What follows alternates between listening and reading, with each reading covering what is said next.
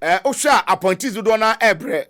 Ne etiene se meme yesentroni Ghana Dutch ho hia me ye papa. Enti uya ban now te so na niema nko yi a. Me will every right to criticize you constructively. And an agency be so egua. It is within meme ayi se ye be hwaboa na ya resetting niema. Enra ene be told ya se NLA staff demand end to KGL private lotto capture. Union petitions government. Na jeze NLA one me adwuma honum. Yes. More union more adwuma na dia de. Radio good money union. More staff union. Okay. And the NLA for union. Now union is NLA. Ene juma ko bi afa no eye KGO. Asa contract bi. Na sa contractual agreement no. Okenkan ya. Na kwa ese sene obi be transfer typical so obi state capture cheze bibia kwa kodi na kache no. Sa pepepe na NLA de no so akwa ye. Ma yenkwa ma ne so. Na me ne Murphy adu kwaw or union secretary NLA senior timinka unu akuma aboachi ni maha mini ona jeso na bibi abokọ de anyanko pada ma ye ho ye wa na mo so na me adom divine selection kan na adia me boss yi efum akachi na Daily Democrat and a publication about any list of one of the petition akoma government with regards to NLA contractual agreement with KGL, a private company. No matter what, send 70 VAT. Medasminia, my members are convention what you for any Ghana for a maybe or more key, and more especially your little marketing companies are your new more arrangement. I mean, I would desire no pressure, say the National Lottery Authority, FDSU. Your staff union waha your tutu anamobi yes aban no beboa na enena bi ekoso enela bi se emwa adwuma no tikasem ene ni ntotie enkoyi aban no ede ne na besi fom no aboa na etimi asise adwuma ene last week na what you said ne and my name is chairman, any other executives. It's two and be echo attorney general's office. Echo petition over contract be more yatin saya you believe said ha ekuma ama ene luba. The chief can engage the ye. It's now beside the question is an amount. I see. Na contract the echo details because Sandra me be a story anymore. More can be wo mu say NLA lotto you trying online na de sika no money control so na KGL moment agiji sika nyina na atebe di amam eti there's no transparency in even sika eba KGL ho say as to say ebia onya 1,000 a day onya 2,000 a day na yede mamo no the percentage kra no munim ade ekoso me ba cho ye wrom kakra contract first contract no dey ben ye sign ye na terms and conditions no na eden no wom me do asminia memo background kakra as how KBM came about. Okay. The year 2017-2018, and you say KGL, Key Ghana Limited, Omaba J, a permission, if management was a Omopese, Omopesi, Omolotu. Omolota, Omodeba, and a friend of Lucky Trade. Because he followed the discussion of question. Omoba, Omoba, the Opeti. Look at from Lucky Tree. Now, OSHA NLA Amamra created the National Lottery Authority, National Lottery Act 722. OSHA Section 24. Mr. Mekan Bibika Crown. No problem. Or say the authority may in consultation with the minister. The minister here refers to the Minister of Finance. The authority may, in consultation with the minister, operate any other game of chance, or enter into collaboration, partnership, or joint venture with any person, society, association, or corporate entity to operate a game of chance in accordance with existing law. So always that provision here and that kind of it was on that basis. Anything a man and paying for my country, KG betting out to see on one Casani Lota, your friend of Lucky Trade. And run of our country because they will be a friend of National Lotto, which is the sole preserve of the state. NLA and the operative National Lotto. But so before probably person or yellow to football gear.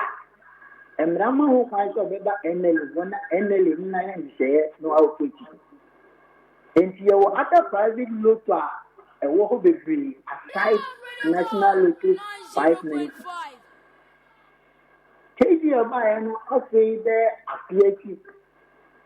You know, I say the National Lotto a year NLA 590. I say the Omua Fata product in a Omukan or Fonso. Without recourse to the authority.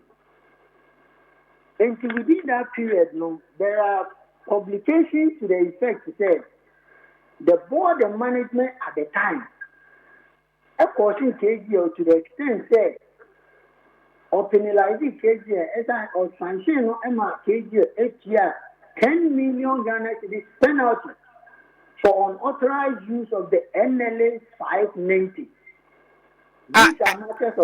Meba KG Kokofa NLA product. Yes. I 1090. Also 590. 590 lotu. Eko chaya one kwan ko bisa ho asem NLA honum. Yes. Emma you find no money to 10 million. 10 million Ghana cedis. That was how come I KGL each year 10 million Ghana cedis as penalty for the unauthorized use of the NLA product. If we want to say the Yakotia and the important money, KGO, I say, I say, yeah, my own who find our 55 men to know online. The Copa and I get the youngsters who can educate because and one of my kind of on HSA. NLA can only enter into collaboration or joint venture with any other organization or person to operate any other game, not the NLA 590.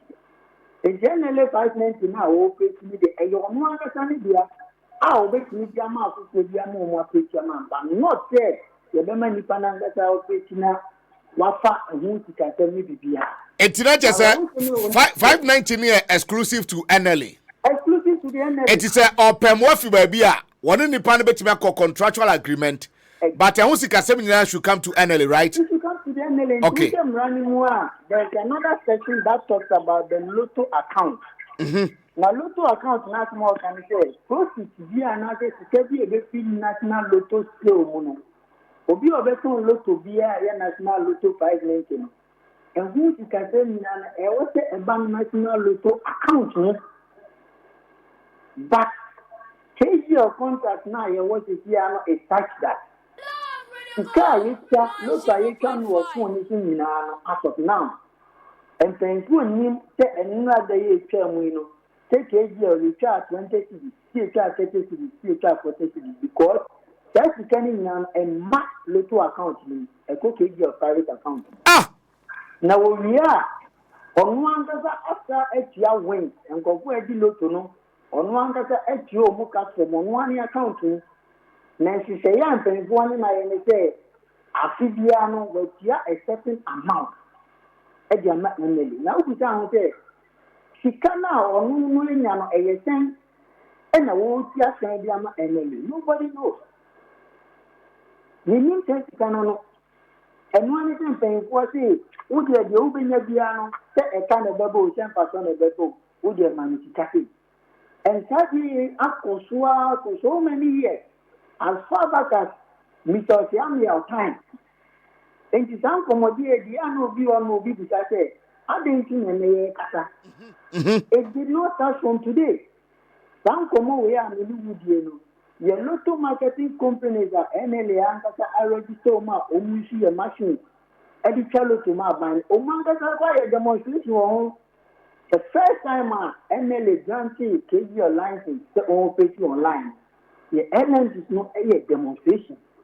As far back as 2020, and which only the petitions or competitions at the core government. In fact, young class staff, Chamubaka, baby Chamua, the demonstration said in Pope Mr. Yami, at the time. Some of these issues were featured prominently in that demonstration. But a career is a name and a one something for so as I could because and she said, yeah, I'm 24 years past, I can't be on. We believe that a failure and whom painting qua NLA yet, a brosso. It's not as if here and I'll come back to you to catch some crampono.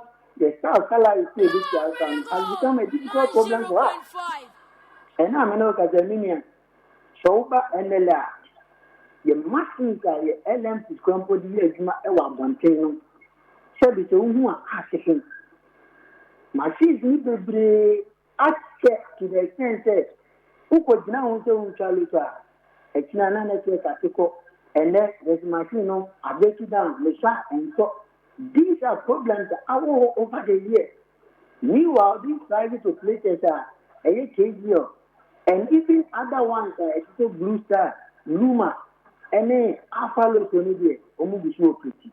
I mean, our own member says our own say the OSHA license that we provide the man, Alpha, Luma, Blue Star, and paying for any being commodity say, or more about the technical service provided. Oba NLA, the Juma anymore. You will company Omuna, Omo SLC machine. Omankasa provide the machines that you deploy the my LMs to almost secure and after the attorney agency. And machines I always see because they be my weak, and there's what I say, the Blue Star company air now almost so about the competition so that the other CS is now going to be my efficient. No matter count who now create many machines that put ra a bit now man economy. Yet the two as in fact, as some machines labor a lot of boys man making I'm a full from open machines in that. Minia, I guess yeah, yes, it's our company's name and I say there, Oma may technical service provider. Name NLA amount contract another license said one category operate the same NLA 5 maintainers on their own. In the some corporations are making a Alpha Lotus, Numa, Blue Star, and now I know that look at Omuka platform mission and who to center NLA. She telling now Congo, near catching there, between media and now to be a moon tracking from NLA. And we as staff are saying that and she said no, it's here NLA because over there at 722 and make it provision for the duties of an LMC, that will be a little marketing company. And she said, any I said you do on my I want you to follow. One of them, and he said, a Nipano tone, Lotona, and who's the Kenny Nano? I was a national lotto account to me. And then will be your licensing is or your online LMC or your private local operator. Now, so South one to Canada, a co-manga to men. And then from 1 year last year, they believe it says that and then paying for any private local operators, any KGO, NJM. And yet in sharp contravention with the NLA, the NLA are acting on Rano. And the 2-1 among over the years, your petitions are actual as far back as 2021, 2022, 2023, 2024. And the Busu and Yedis and Komowi. In Kenya, net and NLA stars, near to Sana Mowi. Name of the doom pen so we say a failure. A minute. I was a start, the team invited the jurisdiction of the Office of the Attorney General and the government at large to intervene. Because here they say, NLA it has been strategically positioned. Set here, Shania Kenya, Germany here. A buying and put to do more pets where you be. NLA bit now, I'm a host of a seminar, NLA private near Dobby. Now, then, and I come back and then, NLA now, no, then one conquered man. And then who train not private business and I private. It's young assassin, we have waged a certain campaign. I say the Lotto Galante should end now. The Lotto Galante. The Lotto Galante should end now.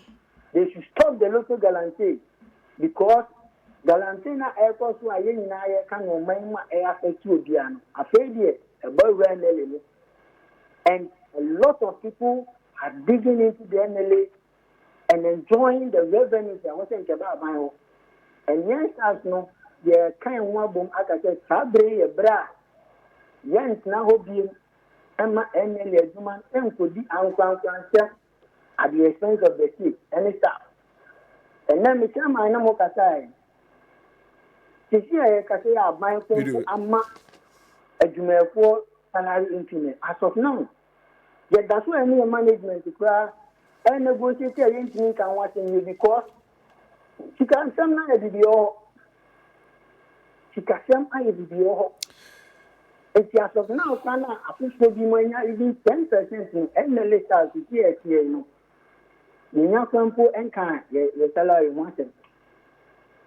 Because of these issues, and we are telling the government here, NLA can be self-sufficient. Okay, Auditor General's report, Armenia. As far back as 2023, Auditor General's report was who read the aspect of the reporter. Or see between 2017 and 2021 alone, NLA mainstream revenue declined by 48.7%. 48.7%. 7%. Now, Auditor General also described the NLA situation, as a going concern. That is what the Auditor General described the NLA situation as a going concern. Apart from that, your current ratio, which is the liquidity ratio, NLA, your short-term liabilities and your short-term obligations, you bet me also know a bit of salary is win payment near there. They reduced from 2.5 to 0.9. From 2.5 to 0.9. 2.5 to 0.9. To 0.9. And these are contained in the Auditor General's report. And they are telling us that the NLA in Pennsylvania and more, even a short-term financial obligations for base membership. These are records of Auditor General and Ankasa. Another recommendation on Auditor General said the authority should take measures to enforce all the terms of the provisional license agreement with the collaborators to reverse the downward revenue trend. These are documents that Auditor General Ankasa produce. And yes, as in Eka, Omankasa be audit. And we say that the Ayakono, that license now you have provided the private operators, including KGO, a very decent thing for the NIH to have a look at it, to enforce all the terms in there. Because what can to be a LMCR, whether we are online, whether we are offline, whether we are doing, and Ranu wants to say, yeah, and we are saying that KGO, as far as we know, is operating contrary to the provisions that a one national law to act in. If you catch on and penny, any the Attorney General say, that contract I have to sign over the years many national law authority. They should record them. So we recall that contract, not so man shame, not in the estimation. You believe it meets all the provisions in the National Law Act. We don't have a problem. But there are infractions, there are violations as far as the provisions that were National Lottery Act is concerned, vis-a-vis the contract in India, and any other companies say the time has come for them to suspend these contracts and have a review of them, because this means now any Juma Emma Abuso be any deal ever one thing. May do say you be salary, they do say you back, and now I know Casaminia. The health insurance don't put an cover staff plan. It's in abeyance. Wow. And now I know that the staff, oh yeah, this is one because I now for Tika at the hospital. Now, you are reimbursing. A bit not taking so many months now, Zanka is canon. If the salary now, the amount now, said it cannot take you home. And no evidence is at a hospital. Maybe I'm saying you know, say them because we don't even have a functional health insurance scheme because of Tika. And you know, the dire impact of that contract now and paying for no assign over the year, no, it says that I say there, NLA, ain't me none and be so no one can be out pretty number when you are contributing to the consolidated fund. You can check the record. Years before, any budget year every piano, NLA was treated prominently. But you said the last day 6 years. Budget because you are not contributing anything to the consolidated fund. It's your best and somebody can, like I said, documents, a public document from the Auditor General are still available for a study. Or much of revenue declines no over the year. The journey of anybody, the current ratio. One Auditor General, says it indicates. So the current ratio declined to 1.0 to 1 in 2021, indicate that the authority will struggle to meet its short-term financial obligations. And that is the situation we are confronted. In Kinshamna, we are not focusing on personalities. We are not looking at individuals. Our focus is the sustenance of our business. NLA business must thrive. And yet, as us, we are willing and ready to take this matter to whichever level media call, so that we can redeem and rescue the NLA. Because it means now, now to do yes, never agree. And one thing, yes, they have to intervene, and the intervention has to be swift because. We may take a next step and the NLA draw may be affected because that is the level at which we want to go. The way you stop it draw, no, now until the government not be taking a decision on this matter, we will do it because now we keep struggling and no bad. The logistics where the Bayaj Macron is a problem. Many logistics, I the Bayaj Macron. She can put you upon your procure Bimudiama, staff of and it is actually saying, one upon your 2 year age. Meanwhile, we know, and Nema man, we know the challenges that is developing the business.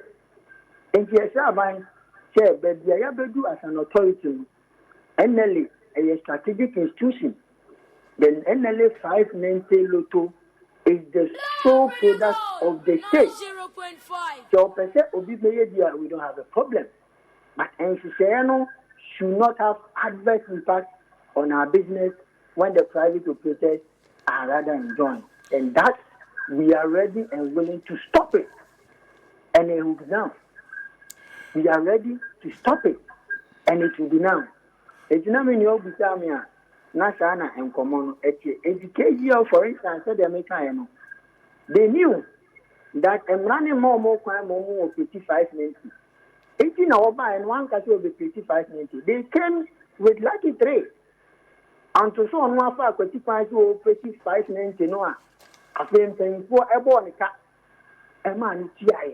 So let's not make the issue. As you said, NLA may invite KG or say, no. I see. On your own evolution. Okay, on one fan, a 25 or 30 so 55 minutes, and then they were set out and had to pay a penalty for unauthorized use of our platform, and the records are there. Okay. Mr. Kwa, wakasa, but mami muna and seven again TNT. Questions in the be one more. But no about TNT, mama, because your time and tea.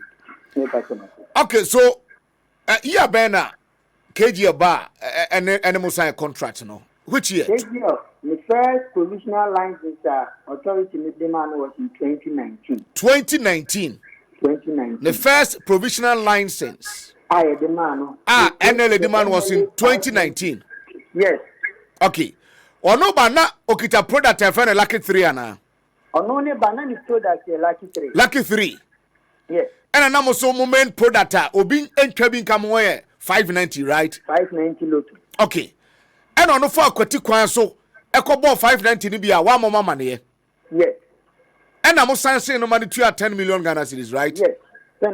Penalty. Okay.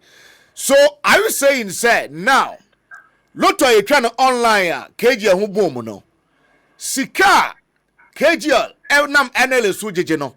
Sika NLA as a buying institution no munim sika ko ekɔ no. Meaning as far as you are concerned, meaning is the director general o sisi akwa no bisa na obetima ma information. Okay.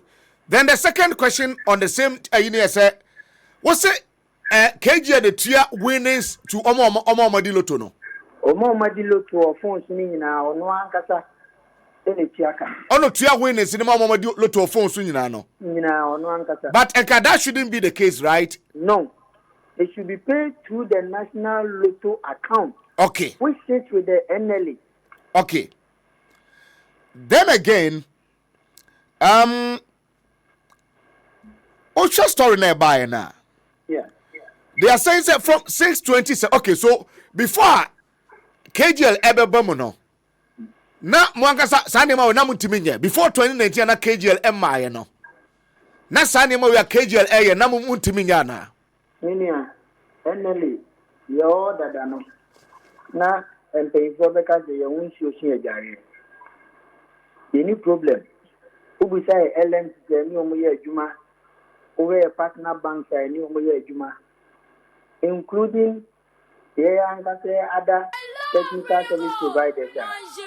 Now, money any issue. In fact, Korea Auditor General's report, like I said, as far back as 2017, they received almost 400 million Ghana in revenue.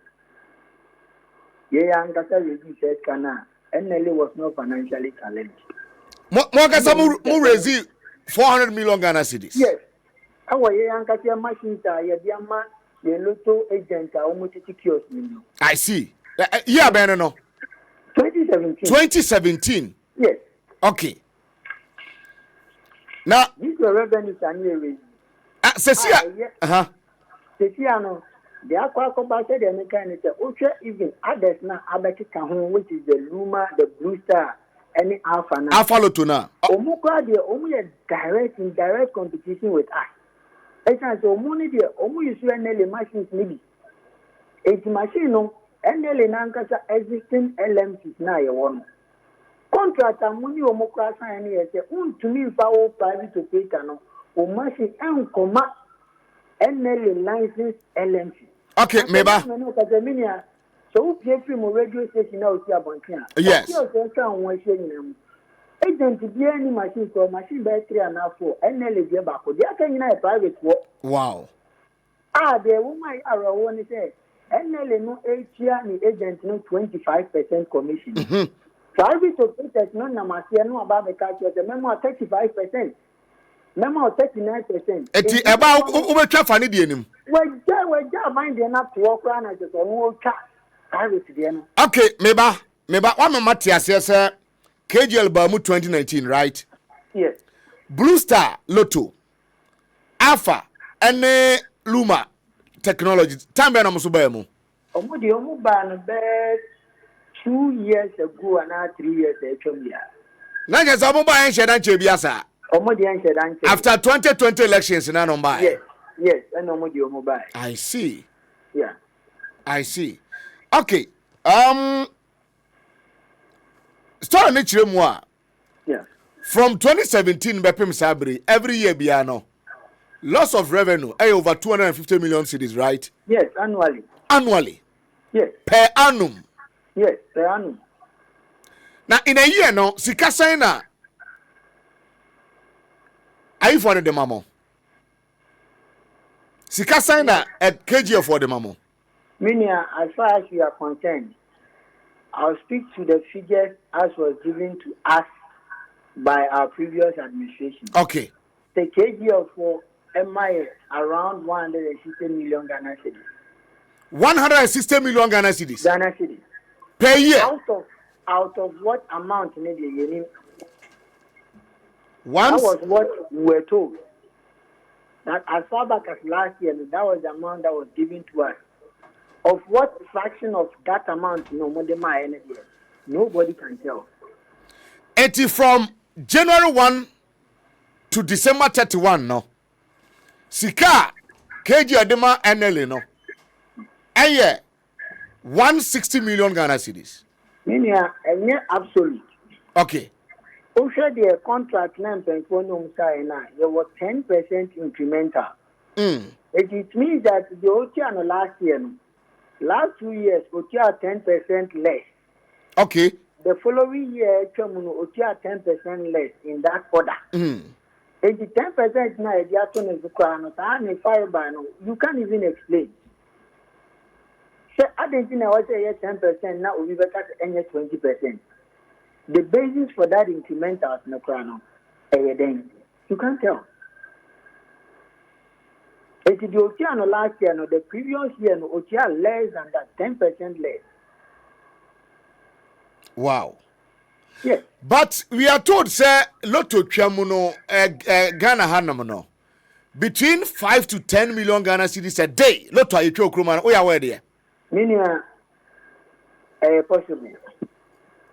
Per year, baby, any machines that you use, any the influx of these PLOs, yeah, Abamu, and I mean, okay, all your machines that you work as an authority. Now already, I will be private for deployment. Not that would be a new campo is the base. I was a second million. I did here. Because, sir, but the 10 million cry calculation, 10 million times even 28 days in a month, no. I had 280 million Bosumi Bia. Yes. And 280 million Bosumi Biano. Now, money, Yamamo, less than 200 million. Now, what they calculate when say no, Mami mono times 12. That is 3.3 billion. And until I mean, the catcher Bani say this conversation has nothing to do with government. It has nothing to do with personality. Then, as a general, the potential that the NLA has. And now, I say, the machines you compare on, we've lost almost 50% market share to the private operators. The one baby, Jumano, machines need to say, yeah, won't share. Sanya money in ano, I must say, your machines are typically a war.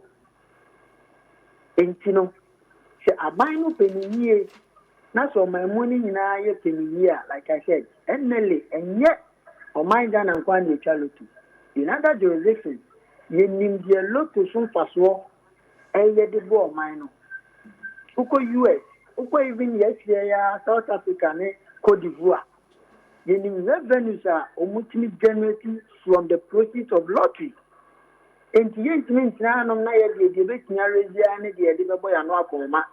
The Tiaka we are, the initial they come out buying. We cannot continue to operate in such a manner. Not a buying now, or yet the sole operator and the regulator of the industry. No, now we I believe that a breakthrough saying in a yadi and now a buying training the lottery industry. Because the stigma attached to the industry is now my once and bar the Brimpesia. But we believe that a bread do no Galantena air cost one. A bread will say you're stopping. Now a buying money dinner. Now me not receive enough revenue. Eddie am a bino with the Diabo and Nelly Hobra. Now my young word my phone, the waiting out. All right. Now your break. Okay. Go. me do be see ane ye beto aso da foforo ye be som what you say okay or union secretary omo friend Lotto Galamsey na per calculations am I or hanom no every year Lotto etwe okrum hanom no eye 3.36 billion Ghana cedis